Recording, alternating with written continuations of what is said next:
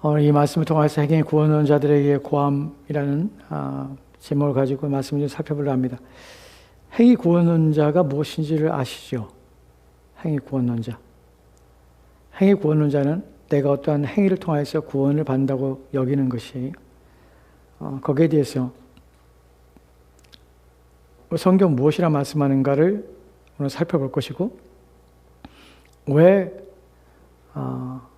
그러한 표현과 그러한 말이 비성경적이며 그것이 담아내고 있는 것이 얼마나 불경한 것인가 하는 부분까지 여러분 말씀을 드립니다. 오늘 우리가 살펴볼 로마서 11장 22절 말씀 먼저 보도록 합시다. 그러므로 하나님의 인자하심과 준엄하심이 뭐라? 넘어지는 자들에게는 준엄하심이 있으니 너희가 만일 하나님의 인자하심에 머물러 있으면 그 인자가 너희에게 있으리라. 그렇지 않으면 너도 찍힌 바 되리라. 아멘.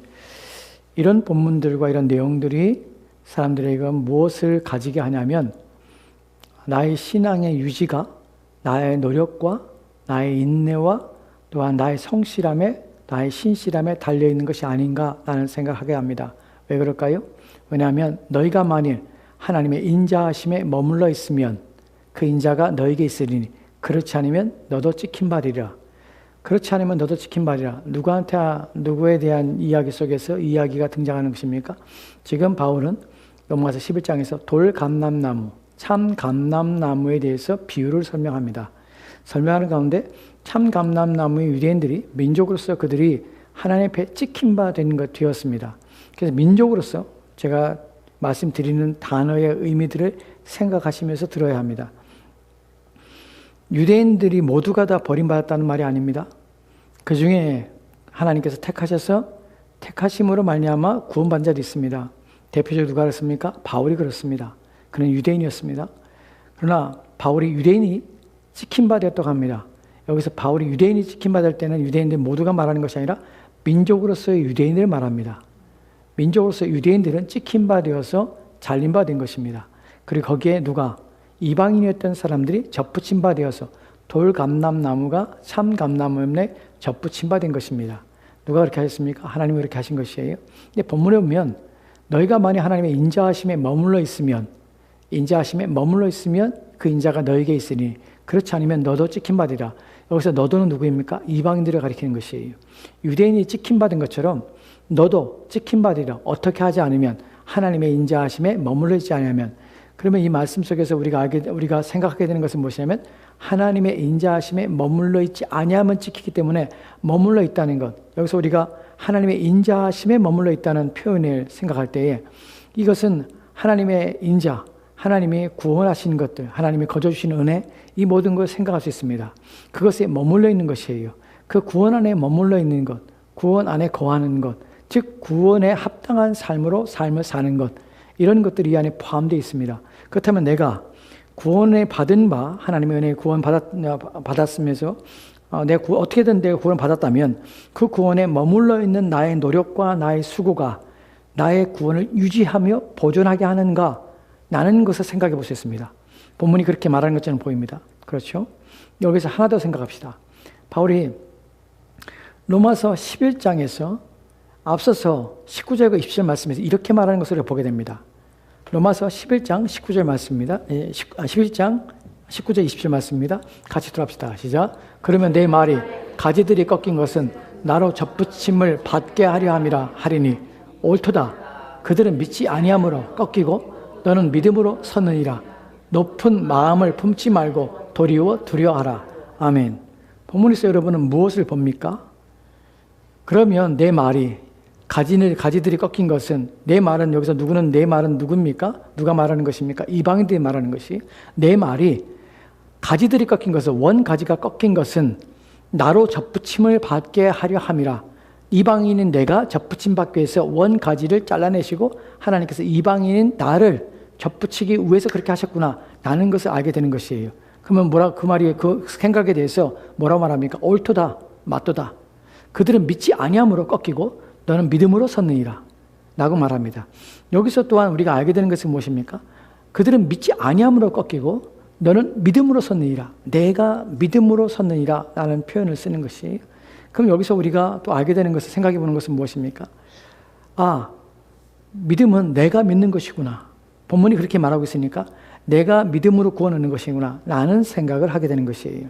제가 왜 행위 구원자들에 대한 행위 구원자들에게 고함이라는 표현을 쓰냐면 그들에게 말하고자 하는 것이에요. 성경이 이렇게 말하고 있으니까 구원은 내가 믿는 것이고 또한 내 구원이 유지되고 보존되는 것은 내가 하나님의 인자함에 머물러 있으라. 인자함에 머물러 있지 아니하면 너도 꺾임 받으리라. 즉 인자함에 머물러 있는 행위 또한 구원과 구원이 유지되고 보존되는 것은 모두 다 나의 노력과 내가 믿는 행위와 내가 나의 성실함, 나의 신실함이 나의 구원을 유지한다는 거 바울이 지금 말하고 있지 않은가? 라고 말할 수 있다는 것이에요. 생각할 수 있다는 것이에요. 왜냐하면 성경 보면 그렇게 표현하는 것처럼 보이기 때문에 그래요. 그래서 행위 구원자들은 이런 성경 구절을 가지고 어떻게 생각하냐면 봐라. 믿지 아니함으로 꺾이고 믿었으므로 내가 믿었으므로 내가 믿음으로 섰다고 표현하지 않느냐. 즉 믿음은 내가 믿는 것이 아니냐. 즉 여러분들이 믿는다고 고백하는 것으로 구원을 받는다고 성경 말하고 있다라고 본문을 통하여 얘기하는 것이에요. 그 또한 우리가 읽었던 22절 말씀을 통해서 네가 구원 받았지만 구원이 취소될 수 있다. 왜냐하면 네가 하나님의 인자하심에 머물러 있지 않으면 너는 꺾임 바 되리라. 즉 끝까지 너의 구원은 완전하지 않아.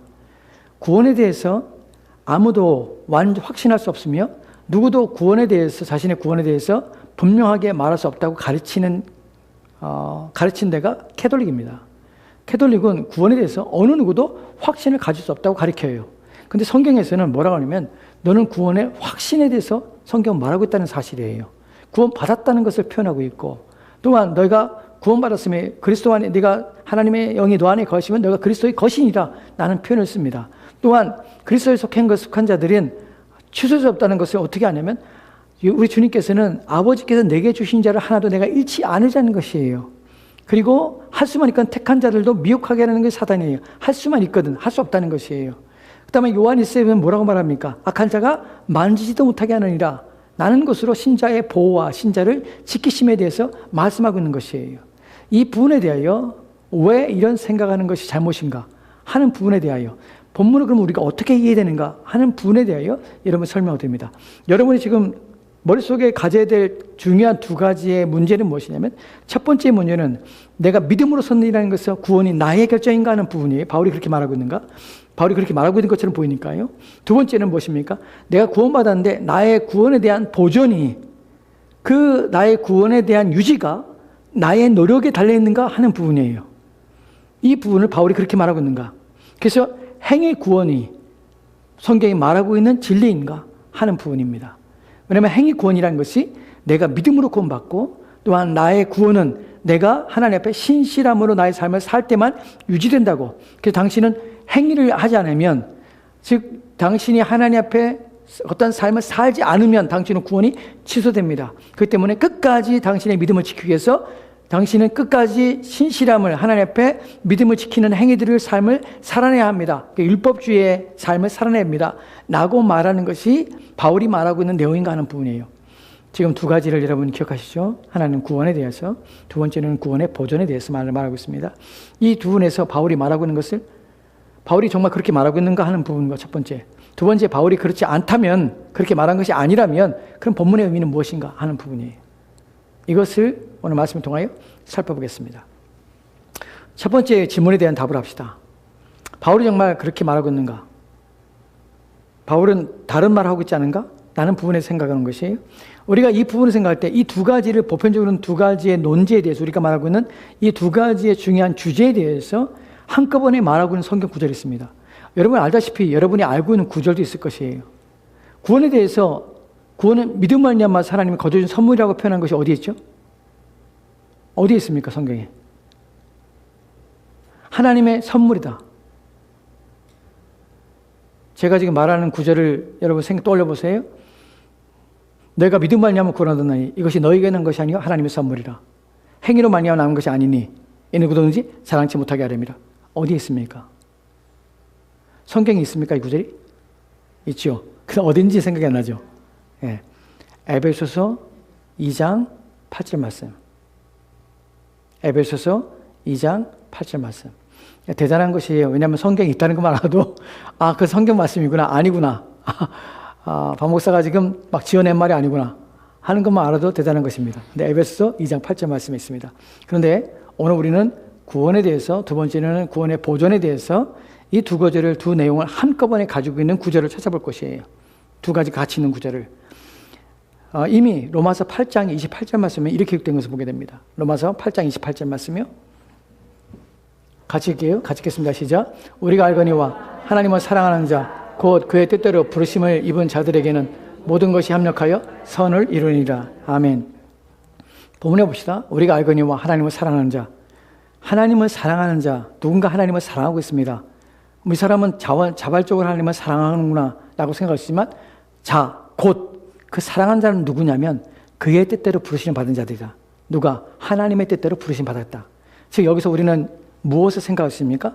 누군가 하나님을 사랑한다는 것은 그의 본성 속에서 자발적으로 하나님을 사랑하는 마음이 나와서 사랑하는 것이 아니라 하나님이 그를 어떻게 해요? 곧 그의 부르신 하나님 뜻대로 그를 불러주셨기 때문에 그의 마음이 하나님을 사랑하게 된다는 것을 우리가 알게 돼요.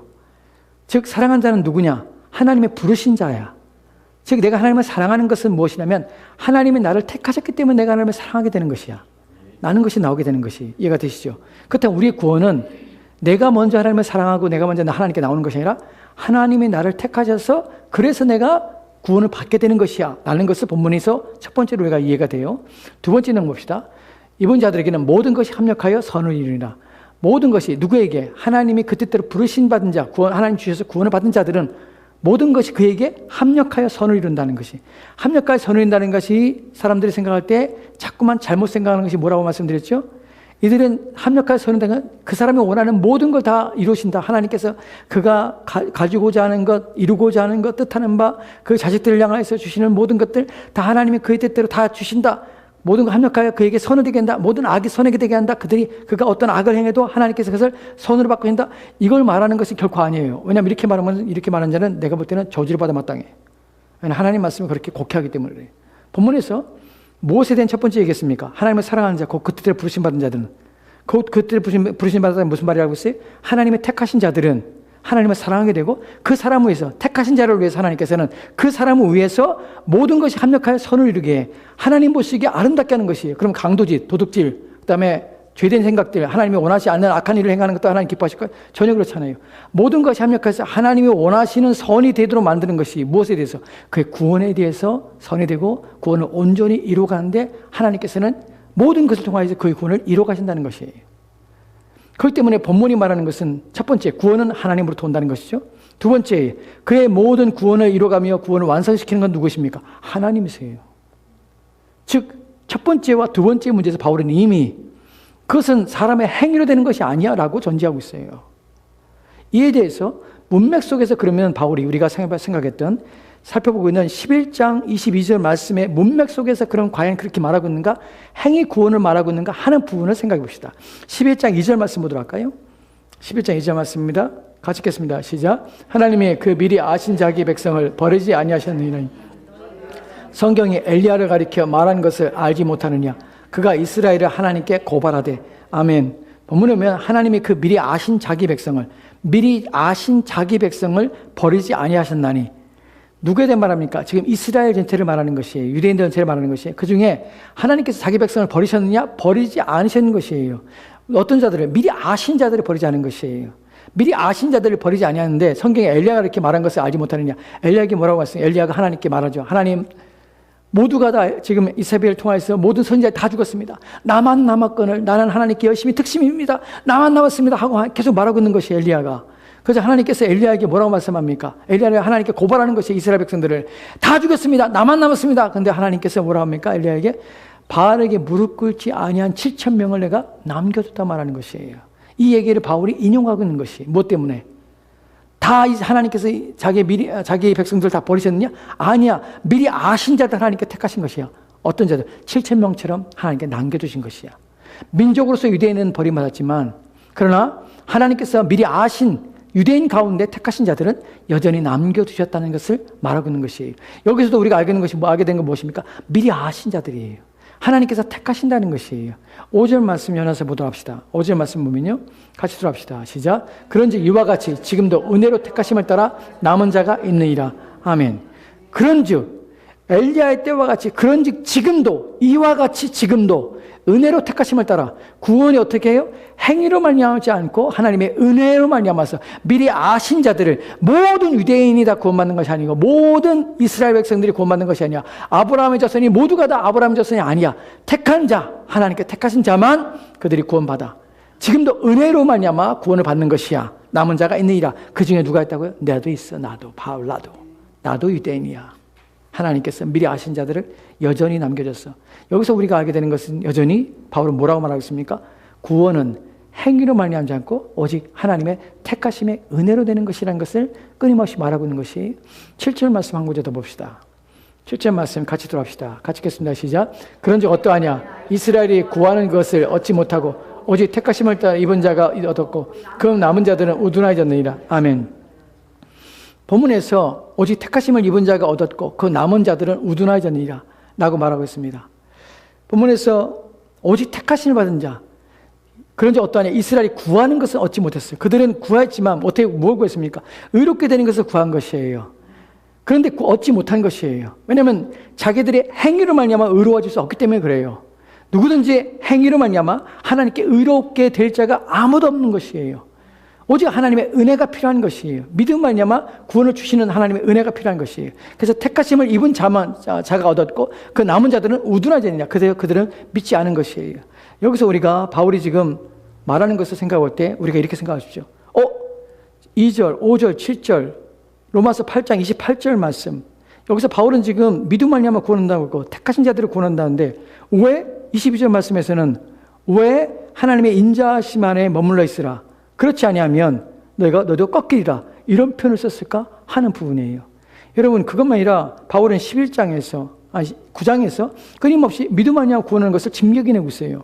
우리가 9장을 살펴볼 때 누구에 대한 이야기를 썼습니까? 구약에서 아브라함의 아들이 둘이 있었다. 이삭과 이스마엘이 있었다.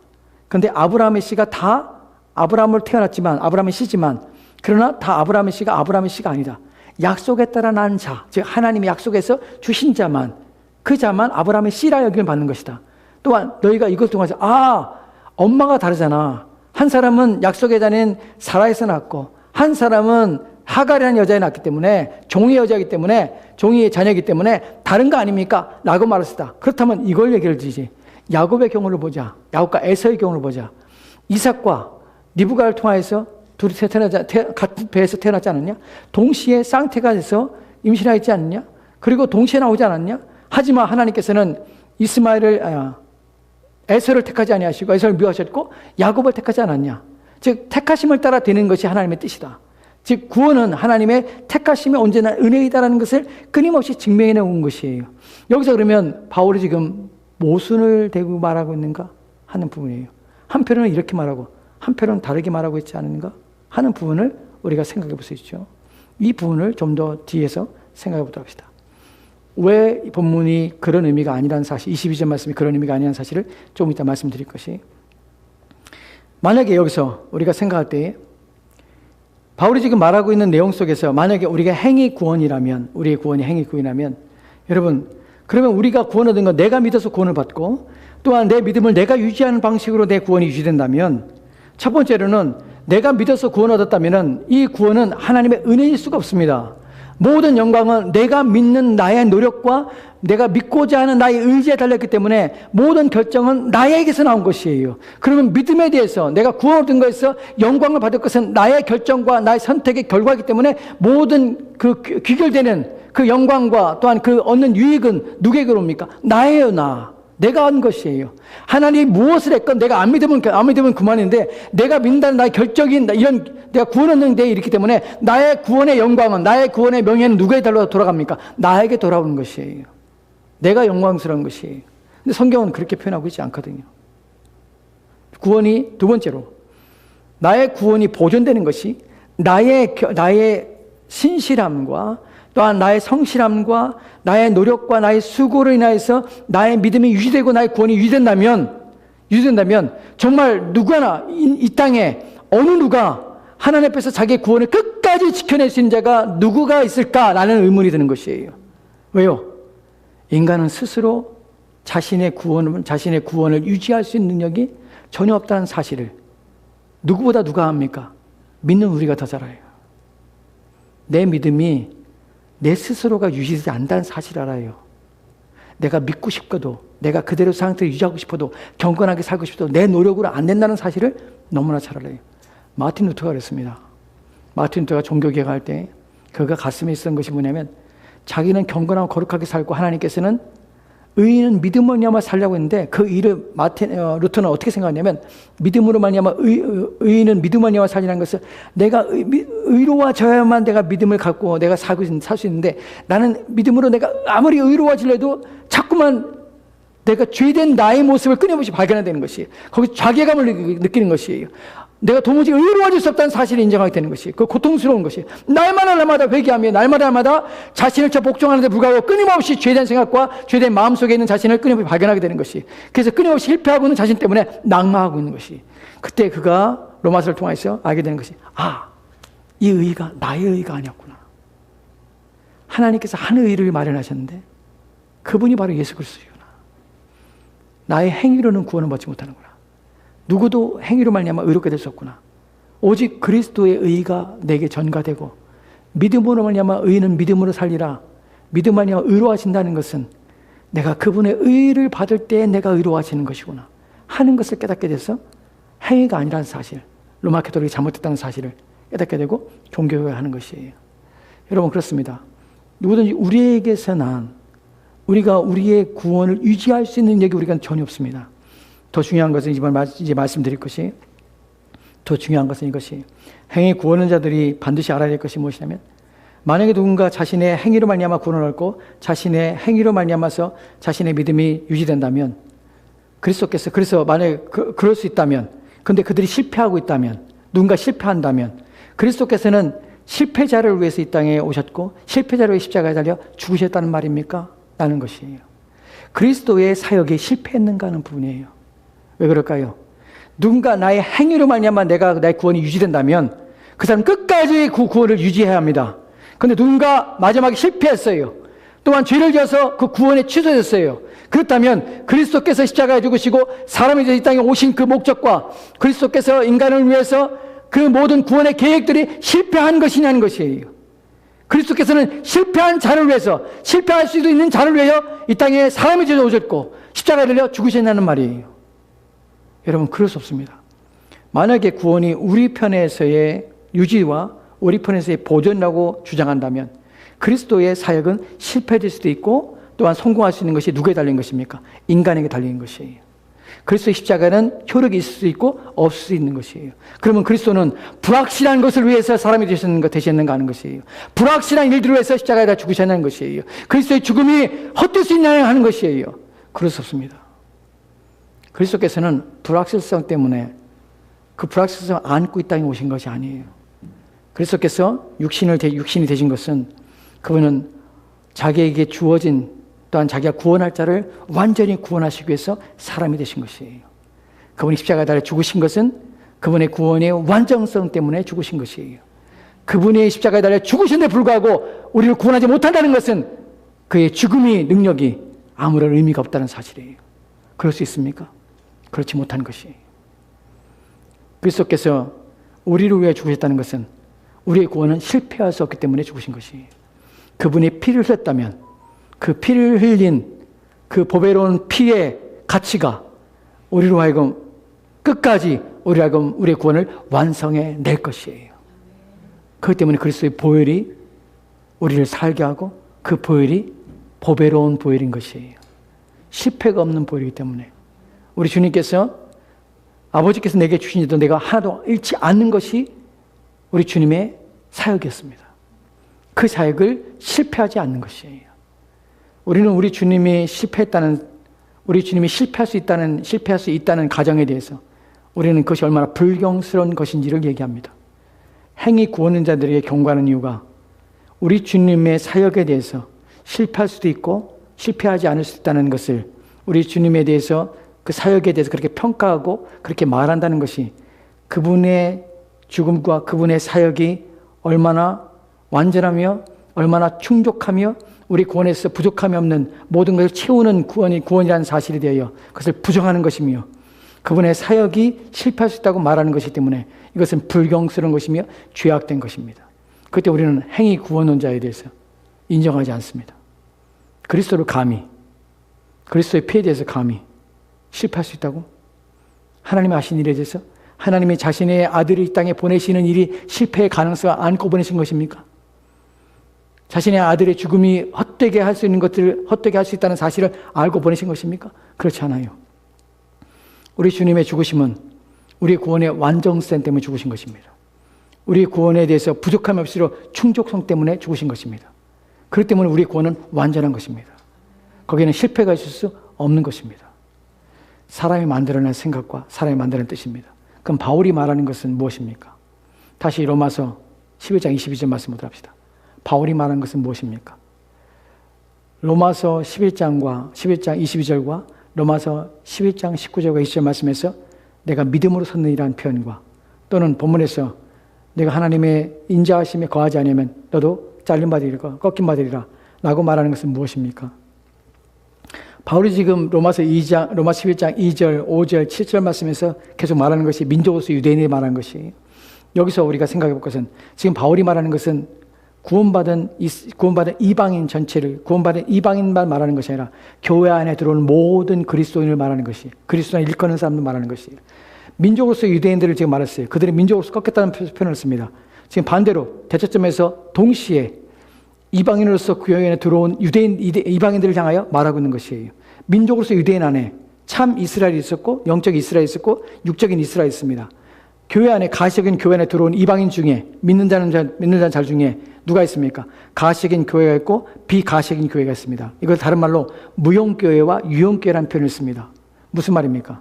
눈에 보이는 교회와 눈에 보이지 않는 교회가 있는 것이에요. 여러분이 예배드리고 함께 모여서 공동체를 이루고 우리가 교회를 이룹니다. 이 교회 안에는 무용교회가 유용교회가 있습니다. 무용교회는 무엇입니까? 눈에 보이지 않는 교회예요. 눈에 보이지 않는 교회라는 무슨 말입니까? 참으로 거듭난 사람들의 모임이에요. 그 중에는 참으로 중생한 구원받은 사람이 있습니다. 이들은 눈에 보이지 않습니다. 이들이 무용교회예요. 유형교회는 무엇입니까? 눈에 보이는 모든 사람이 있는 것이에요.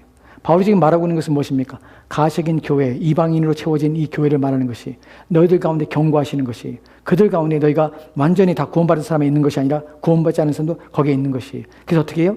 내가 만약에 회개하지 않으면 참으로 온전히 하지 않으면 너도 이제 꺾여서 너도 버림받기 때문에 너희가 있는 자리에서 부르심받은 자리에서 너희의 믿음을 확인하고 너희의 구원을 확신하고 그 앞에 바르게 신앙생활하며 온전케 하라는 바울의 경고인 것이에요. 즉 여기서는 행위 구원을 말하는 것이 아니라 가시적인 교회 안에 무용교회에 들지 못한 그들에 대해서 꺾이기 때문에 너희들이 그 자리에 있는다 할지라도 너희들이 온전한 구원에 이르지 아니하면 너희들 잘림받기 때문에 그 자리에서 돌아오는 것이 회개하고 온전케 하라는 것이 두 번째로는 무엇입니까? 두 번째로는 믿는 무용교회에게 너희들은 교만하지 말고 겸손하여서 너희의 이룬 구원을 위해서 너희가 구원을 이루기 위해서가 아니라 구원받은 자로서의 너희 삶이 어떠해야 되는지를 하나님의 인자하심 아래 끊임없이 구하는 것이 구원받은 자의 삶이라는 사실을 잊지 말라고 경고하는 것이에요. 즉 행위 구원이 아니라 무엇입니까?